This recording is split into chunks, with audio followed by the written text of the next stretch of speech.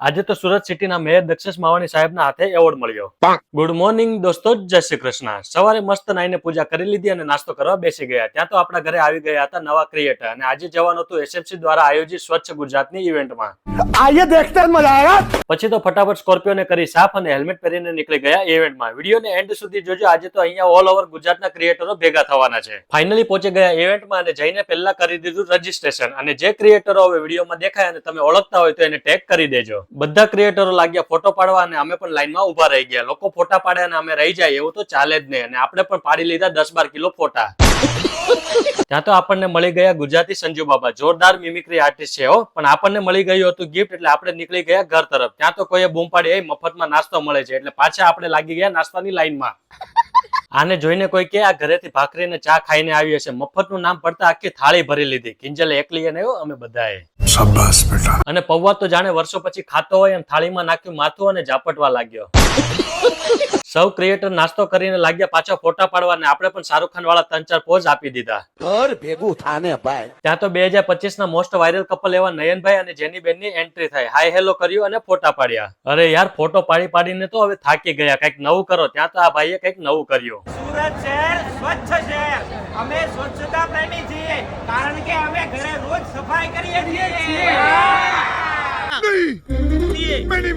તમે વિચારતા હશો કે આ બધા ક્રિએટરો અહીંયા ભેગા કેમ થયા છે? તો આ ઇવેન્ટ એસએમસી દ્વારા આયોજિત આપણા સિટી, આપણા સ્ટેટ અને આપણા દેશને કઈ રીતે ક્લીન રાખી શકાય એના માટેની હતી. ફોટોનો કાર્યક્રમ પૂરા થયા એટલે એરપોર્ટ પર પિકઅપ કરે એમ ગ્રુપ વાઇઝ બધા ક્રિએટરોના ગ્રુપ પાડ્યા અને સુરત સિટીના અલગ અલગ એરિયામાં આખા સુરતના કચરાને કઈ રીતે સાફ સફાઈ કરે છે અને કઈ રીતની પ્રોસેસ થાય છે એ પ્લાન જોવા માટે લઈ ગયા. પણ બસમાં બેસવા પહેલા મેં મારા સુરત સિટીનું ભવિષ્ય જોયું તો અહીંયાથી ખૂબ જ સુંદર દેખાતું હતું. कितने तेजस्वी लोग हैं हमारे पास, कितने शानदार विचार रखते हैं जी. પછી ગ્રુપ વાઇઝ બસમાં બેઠા અને નીકળી ગયા પ્લાન્ટની વિઝિટ કરવા માટે. ફાઇનલી બધા પહોંચી ગયા પ્લાન્ટ પર અને અહીંયાના સિનિયરોએ આખા સુરતનો કચરો કઈ રીતે લાવવામાં આવે છે અને એની પાછળ કઈ રીતે પ્રોસેસ થાય છે એના વિશે સમજાવ્યું. સાચી વાત કહું તો મારા ઘરથી 2 કિલોમીટર આ પ્લાન્ટ છે, પણ આજે પહેલી વાર મેં વિઝિટ કર્યો અને ઘણું બધું જાણવા મળ્યું. અને ફાઇનલી અહીંયાના સિનિયરની ગાઈડલાઇન્સ અને સેફટી સાથે પ્લાન્ટની વિઝિટ કરી. મિત્રો, સેલ્યુટ છે આ સફાઈ કામદારોને જે આપણા ઘરનો કચરો આપણા ઘર આંગણેથી લઈને આ રીતે અલગ અલગ કરીને એની આગળ પ્રોસેસ કરે છે. તો આટલું જોઈને આજથી આપણે એવો સંકલ્પ લઈએ કે આજથી આપણે ઘરેથી સૂકો અને ભીનો કચરો અલગ અલગ કરીને આપીશું અને રસ્તામાં કશે પણ કચરો ફેંકીશું નહીં.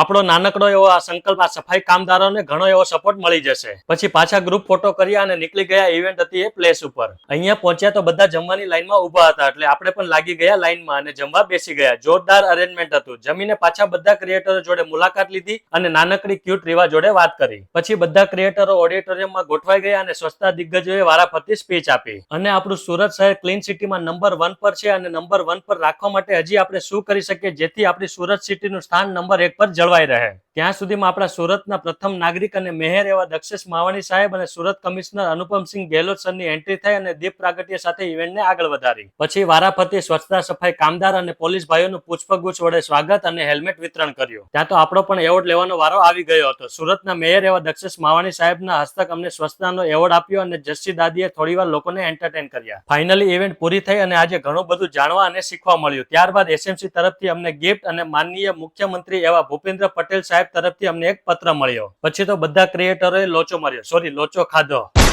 ફાઇનલી બાય બાય કરીને નીકળી ગયા ઘર તરફ. જો તમને લોકોને વ્લોગ ગમ્યો હોય તો લાઈક, કમેન્ટ કરો અને તમારા ફ્રેન્ડ ફેમિલી જોડે શેર કરો. આપણી સિટીને ક્લીન રાખવાનું ના ભૂલો. મારો કચરો મારી જવાબદારી.